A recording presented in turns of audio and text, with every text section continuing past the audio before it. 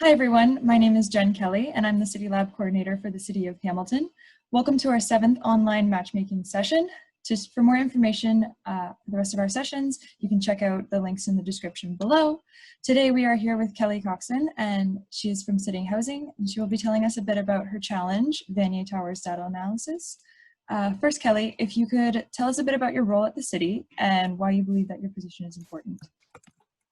So I am a project manager, newly the project manager. I was actually the community development coordinator for Vanier Towers, which I'll explain what that is in a moment, for about 18 months. And then in the last 2 months, I became the project manager. And so Vanier Towers are 2 high-rise buildings in Hamilton that have probably some of the most marginalized people in our city.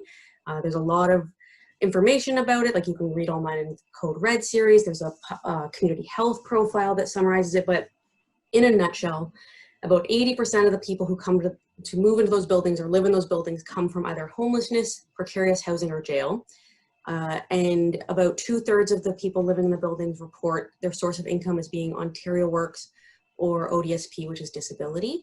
And there's a whole host, like basically you have concentrated poverty, mental health, and addictions, as well as like physical and mental health components that just lead to a lot of social challenges, a lot of issues with people living happily there, and a lot of health problems. So a couple of years ago, they decided to create a hub of services to bring in community partners to basically try and meet the needs of the tenants without the tenants having to leave, because they recognized that transportation and even just remembering schedules and that sort of thing was one of the barriers they faced. So you might make them an appointment to go to get an employment service, but they wouldn't be able to remember or make that appointment, or there was too many barriers for them to get there.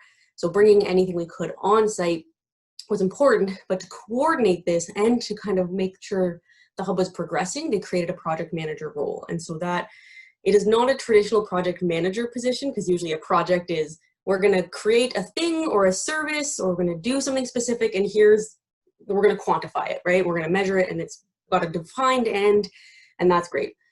This is more of a hybrid position of almost like a program coordinator with a project manager. So I do a lot of collaborating with our community partners, but I also do a lot of like the evaluation and governance piece. And so that's what I'm looking for with this project, is just to kind of get some help from students on the actual, what do we do with the information we have? Okay, that's perfect. So would you be able to guide us a little bit through the specific action items that you think students will be working on, so to speak? So like research, like the data analysis portion. So would you like want a final report, that sort of thing? So what are kind of the ideas that you envision for this project? Not necessarily what will happen, but sort of where you aim it to go.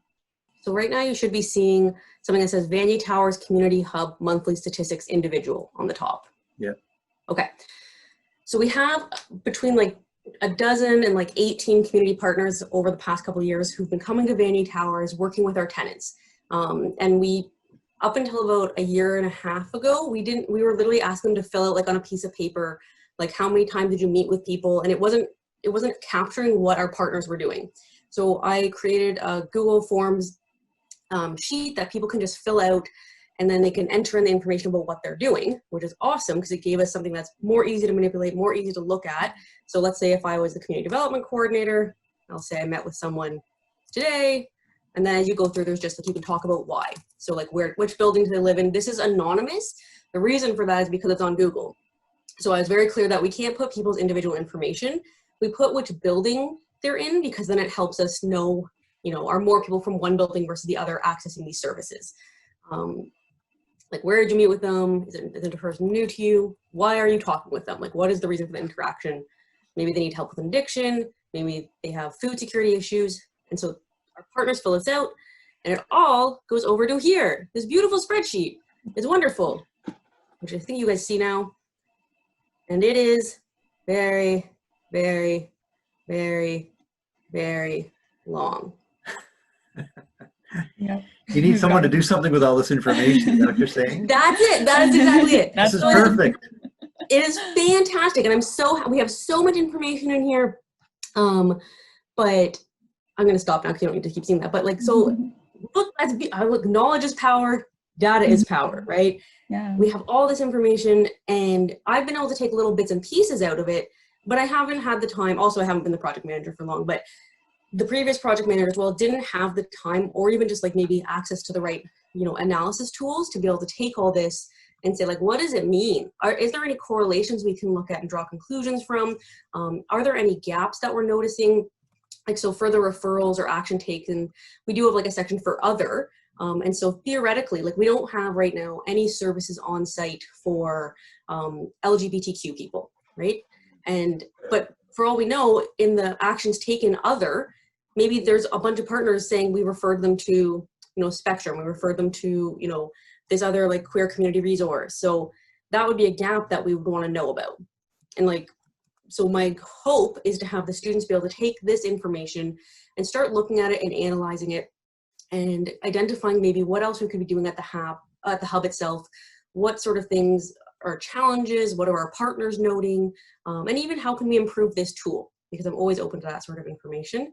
We have lots of other data collection happening, and we do have a data working group with a couple of people who work for McMaster, Gina Agarwal, she's in the family medicine department, and Jim Dunn, and I think he's in urban policy or urban planning. And so they're looking more at this like really high level, like what is the OHIP data telling us? What are we able to find out about like emergency services? So we have that information and we do talk about that and analyze it, but we have this mountain of information that none of us have had a chance to really look at. And so my hope is to have the students that are in the CityLAB course have a chance to look at this, start asking me questions, start making some conclusions, make some beautiful graphs and pie charts and stuff if they can. That sort of thing is what I'm hoping to see.